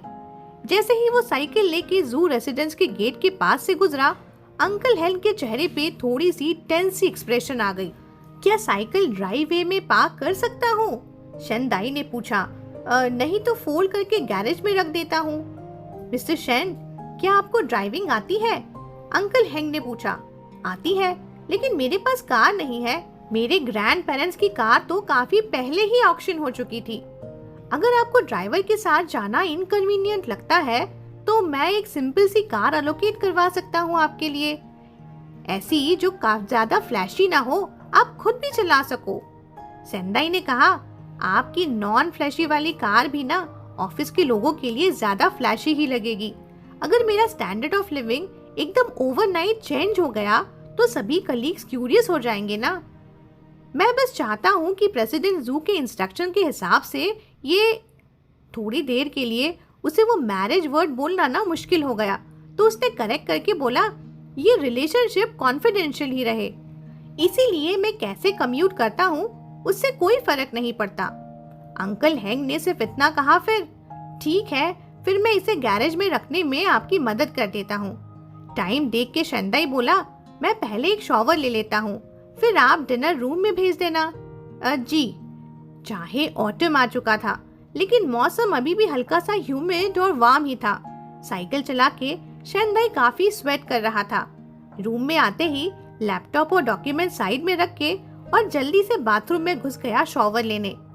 इस साल उसने एक नए रिसर्च पेपर पे काम करना स्टार्ट किया था। शादी से पहले मोस्टली लेबोरेटरी में लेट तक ही रुकता था, फिर कंपनी डॉर्मेट्री चला जाता था, क्योंकि उसे लैब का एटमॉस्फेयर उसे काम करने के लिए ज्यादा सुटेबल लगता था। लेकिन अब ट्राई करता था घर थोड़ा जल्दी वापस आने का। बेस्ट होता अगर डिनर तब तक गर्म ही मिल जाए, क्योंकि जू हाउस होल्ड का खाना हेल्दी और टेस्टी होता था। ऐसा कह सकते हैं कि अब वो ज्यादा कैफेटेरिया की फूड और टेक अवे खा खा के ना बोर हो गया था। अगर डॉर्मेट्री में कुकिंग अलाउड होती तो शायद खुद का खाना भी बना लेता, लेकिन डॉर्मेट्री सिर्फ एक सोने की जगह थी, इसीलिए हर दिन एक अच्छी डिनर मिल जाए ये अब उसके लिए इम्पोर्टेंट था। और चाहे जू मोयू अक्सर बिजी रहता हो और रेयरली घर पर डिनर करता, और चाहे शेंदाई का डिनर हमेशा रूम में ही भेज दिया जाता ताकि किसी को डिस्टर्ब ना करे, फिर भी कभी कभी जब वो रात को काम करते करते देर तक जागता और कभी अगर कार ड्राइववे में आने की आवाज सुनाई देती तो वो विंडो के कर्टन के बीच से छोटा सा गैप करके वो सीक्रेटली देख ही लेता था। ड्राइवर सूट में व्हाइट ग्लव्स पहने कार का डोर ओपन करता और जू मोयू आराम से कार से उतरता और लेजरली हाउस के अंदर चला जाता। वो छोटे से कुछ सेकंड शेंदाई के पूरे दिन की एंटिसिपेशन को काफी सेटिस्फाई कर देते। कहने को जिंगहाओ बिल्डिंग में 10,000 से ज्यादा लोग काम करते थे। पहले तो जू मोयू से बस एक बार क्रॉस हो जाना भी ऑलमोस्ट इम्पॉसिबल था, और अब ऐसे क्लोज डिस्टेंस पे उसे रेगुलर देख पाना, ये चीज ही शेंदाई को अंदर से इतना खुशी देती थी जो शायद शब्दों में भी नहीं बताई जा सकती। शॉवर फिनिश करके शेंदाई टॉवेल से अपना हेयर ड्राई करता हुआ लैपटॉप के सामने बैठ के साउथ अफ्रीकन लेबोरेटरी के कलीग के ईमेल्स को चेक कर रहा था। बेचैनी में उसने अपना वो सोक्ड फेरामोन ब्लॉकिंग पैच जो शॉवर से पहले वो उतारना भूल गया था, अब टीयर करके डस्टबिन में थ्रो कर दिया। कुछ ही देर बाद डोर पे नॉक हुआ। शेंदाई ने डोर खोला, सोचा था डिनर आ गया होगा, लेकिन सामने अंकल हेंग खड़े थे, वो भी खाली हाथ। अंकल हेंग? शेंदाई ने पूछा कंफ्यूज होके। यंग मास्टर वापस आ गए हैं और उन्होंने कहा है कि आप नीचे आके उनके साथ डिनर करें। बिल्कुल स्टन्ड होकर शेंदाई ने रिपीट किया, प्रेसिडेंट जू मुझे डिनर पे बुला रहे हैं? हाँ, अंकल हेंग ने सिंपली कंफर्म कर दिया। फिर अंकल हेंग ने एक नजर शेंदाई के स्टिल डैम बालों पे डाली और कहा, पहले हेयर ड्राई कर लो फिर नीचे आना। हाँ, लेकिन ज्यादा देर मत लगाना, यंग मास्टर वेट कर रहे हैं। ठीक है, मैं अभी आ रहा हूँ, शेंदाई ने तुरंत कहा। फिर डोर बंद करके जल्दी से पजामास चेंज करके कैजुअल क्लोथ्स पहने और ब्लो ड्रायर लेके हेयर ड्राई किया और थोड़ा सा रश में नीचे चला गया। इतने टाइम तक जू रेसिडेंस में अकेले रहने के बावजूद उसने कभी भी डाइनिंग रूम में बैठ के मील नहीं ली थी। बस अपने बेडरूम में ही रहता था, बिल्कुल वैसे जैसे कहा गया था उसे, not to be a bother. Ju Moyu को ये जरूर पता होगा, क्योंकि कभी भी उसने डिनर पे उसे साथ नहीं बुलाया था। आज पहली बार वो जू मोयू के साथ घर पे डिनर करेगा। नीचे आया तो देखा जू मोयू ने होम अटायर पहना था, जो उसके यूजुअल सूट टाई से काफी अलग था। सॉफ्ट कॉटन फैब्रिक और एक रिलैक्स्ड वाइब जो उसकी एज को ज्यादा सूट करती थी। चाहे फेरोमोन जितने भी पावरफुल हो, ये बंदा अभी भी सिर्फ 24 का ही तो था और इतने बड़े एक्सपीरियंस लोगों के बीच अपने डिसीजंस को स्ट्रॉन्ग बनाने के लिए उसको वैसे फॉर्मल आर्मर की जरूरत पड़ती थी। शेंदाई डाइनिंग रूम की तरफ चला गया और बोला, गुड इवनिंग प्रेसिडेंट जू। टेबल पे डिशेस और कटलरी ऑलरेडी सेट थी और जू मोयू सच में वहाँ उसका वेट कर रहा था। एकदम से थोड़ी नर्वसनेस आ गई थी शेंदाई को। जू मोयू तभी टैबलेट पे बिजी था, एक हाथ से स्टाइलस लेके डॉक्यूमेंट पर कुछ नोट्स बना रहा था। उसने नजर उठाए बिना सिर्फ चिन टिल्ट करके इंडिकेट किया, प्लीज सिट डाउन। शेंदाई भी क्वाइटली बैठ गया। पिछली बार जब उसने जू मोयू के इतना क्लोज बैठ के खाना खाया था तब पूरा टाइम टेंशन में था, लेकिन आज उसकी ये डोमेस्टिक साइड देख के अंदर ही अंदर हल्की सी खुशी महसूस हो रही थी उसे। इतने में एक फेन सी एलिगेंट अरोमा जू मोयू के सांसों में चली गई। थोड़ा सा स्टार्टल होके उसने सर उठा के देखा। फ्रेश शॉवर के बाद शेंदाई बिल्कुल क्लीन और ड्यूई लग रहा था। स्किन पे हल्की सी फ्लश भी थी। ग्रे टी शर्ट इतनी बार वॉश थी कि कॉलर भी थोड़ी फेडेड लग रही थी। साथ में एक सिंपल ब्लू जीन्स जो उसकी स्लिम बॉडी पे बिल्कुल नाइसली फिट थी। बालों के डैम स्ट्रैंड्स जो उसके सफेद और पतले नेक पे हल्के से चिपक रहे थे और ऊपर से वो क्लियरली जू मोयू की आंखों से नजर चुरा रहा था। पूरा लुक एक सॉफ्ट सा यूथफुल चार्म दे रहा था, जो कि उस वाइट लैब कोट वाली कूल इंडिफरेंस से बिल्कुल कॉन्ट्रास्ट में था। और वो फेन सी एपिफिलियम की खुशबू एक मोमेंट के लिए जू मोयू को ट्रांस में ले गई। उसके दिमाग में सीधा फ्लैश हुआ 3 साल पहले वाला वो दिन जब पहली बार उसने रिसर्च इंस्टीट्यूट विजिट किया था और एक अनएक्सपेक्टेड इंसिडेंट हो गया था। एक ओमेगा लैब में अचानक हीट में चला गया था। जनरली ओमेगा अपने हीट के सिम्टम्स पहले ही फील कर लेते हैं और इनहिबिटर्स रेडी रखते हैं। एक मैच्योर ओमेगा का ऐसे केयरलेस होके काम पे हीट में जाना काफी इररिस्पॉन्सिबल चीज थी। लेकिन उस दिन जो सेंट था वो इतना थिक और अल्यूरिंग था कि उसके सारे रेजिस्टेंस ट्रेनिंग के फेरोमोन्स को भी सरप्रेस कर रहा था। नॉर्मल ओमेगा का सेंट कभी इतना इंटेंस नहीं होता और नॉर्मल अल्फा तो कभी टॉलरेट भी नहीं कर पाता। अगर जू मोयू उस टाइम पे सिचुएशन हैंडल नहीं करता और सिक्योरिटी डिपार्टमेंट के आने तक कंट्रोल नहीं रखता तो कॉर्पोरेशन पे लीगल और पब्लिक इमेज का बड़ा इम्पैक्ट पड़ सकता था। सोचने पे आज तक का उसका वो पहला और अकेला मोमेंट था जब जू मोयू खुद अपने पे कंट्रोल लूज करने के बिल्कुल करीब था और अब फिर से वही एपिफिलियम की खुशबू उसके आसपास थी। चाहे वो कितनी फेंट क्यों ना हो, अंदर से वही पुरानी यादें जगा रही थी। उसकी नजर सीधी गई शेंदाई के नेक पे और जैसा उसने एक्सपेक्ट किया था कोई फेरोमोन ब्लैकिंग पैच नहीं था, बस एकदम फ्लॉलेस स्किन। ऐसी एक्टिविटीज जैसे ड्रिंकिंग, एक्सरसाइज या शॉवर लेना जब हार्ट रेट बढ़ जाता है तो फेरोमोन्स का सेंट नेचुरली स्ट्रॉन्ग हो जाता है। जू मोयू का गेज फील करते ही शेंदाई को अचानक याद आ गया कि उसने ब्लॉकिंग पैच तो थोड़ी देर पहले ही उतार के थ्रो कर दिया था। तुरंत इंस्टिंक्टिवली अपने हाथ से नेक के पीछे कवर कर लिया और थोड़ा स्ट्रेटन हो गया और बोला, सॉरी मैं अभी। No need, it's fine, please eat. Ju Moyu ने क्विकली नजर हटा के बोला। शेंदाई ने थोड़ी हेसिटेशन के बाद सीट ले ली, लेकिन फिजिट करता ही रहा। अंदर से थोड़ा नर्वस फील कर रहा था। बहुत टाइम हो गया था ऐसे किसी के सामने बिल्कुल एक्सपोज नेक के साथ बैठ के। आजकल तो जब से सेकंड जेंडर प्रेजेंट होता है, ब्लॉकिंग पैच तो डेली रूटीन का पार्ट बन जाता है। सिर्फ प्रोटेक्शन के लिए नहीं, बल्कि दूसरों को ऑकवर्ड फील ना हो इसीलिए भी। नॉर्मली ग्लैंड तभी ओपन छोड़ी जाती है जब आप या तो अपने क्लोज फैमिली के सामने हो या रोमांटिक पार्टनर के सामने हो। फेरोमोन स्मेल होने का मतलब ये नहीं है कि ये कोई एक्ट करेगा, लेकिन हाँ, एक सटल डिस्कम्फर्ट तो होता ही है ना। सेंदाई काफी फ्लस्टर्ड फील कर रहा था। अंदर ही अंदर सोच रहा था कि ज़ूमोयू को मेरे फेरोमोन्स का सेंट आ गया होगा। अगर आया तो क्या उनके मन में कोई थॉट आई होगी। पर ज़ूमोयू का एक्सप्रेशन बिल्कुल अनचेंज था। ये देख के सेंदाई ने एक हल्की सी रिलीफ की सांस ले ली, लेकिन साथ ही साथ एक हल्की सी डिसअपॉइंटमेंट भी उसे महसूस हुई। मैंने सुना अंकल हैंग से तुमने एक बाइसिकल खरीदी है। हाँ, यहाँ से सबवे स्टेशन तक का राइड बिल्कुल इजी है, फिर ट्रेन ले लेता हूँ ऑफिस के लिए। सेंदाई ने थोड़ा एक्सप्लेन किया। प्रेसिडेंट ज़ू, ड्राइवर अरेंज करने के लिए थैंक्स, लेकिन वो थोड़ा ज्यादा सस्पिशियस हो जाता, और वैसे भी साइकिल प्लस ट्रेन से थोड़ा फास्ट भी पड़ता है ना। वेरी वेल देन, ज़ूमोयू ने सिंपल सा रिस्पॉन्स दिया। तभी अंकल हैंग टेबल के पास आए और उसके लिए एक फेरामोन ब्लॉकिंग पैच लेके आ गए। सेंदाई ने तुरंत लेके जल्दी से अपनी नेक पे लगा दिया। तब जाके फाइनली एक प्रॉपर रिलीफ फील हुआ, थोड़ा सिक्योर लगने लगा। पैच लगते ही वो फेंट एफिफिलियम की खुशबू तुरंत गायब हो गई, और इसी मोमेंट पे ज़ूमोयू के दिमाग में वो सीन फ्लैश हुआ जब ज़ू जेंजेन ने सेंदाई के नेक पे स्निफ किया था। सच में इसका फेरोमोन सेंट तो काफी वीक था।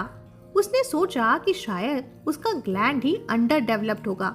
दोनों ने फिर साइलेंट डिनर कंटिन्यू किया। सेंदाई थोड़ा रिस्ट्रेन तरीके से खाना खा रहा था, पूरे टाइम थोड़ा थोड़ा ग्लांस मारता रहता।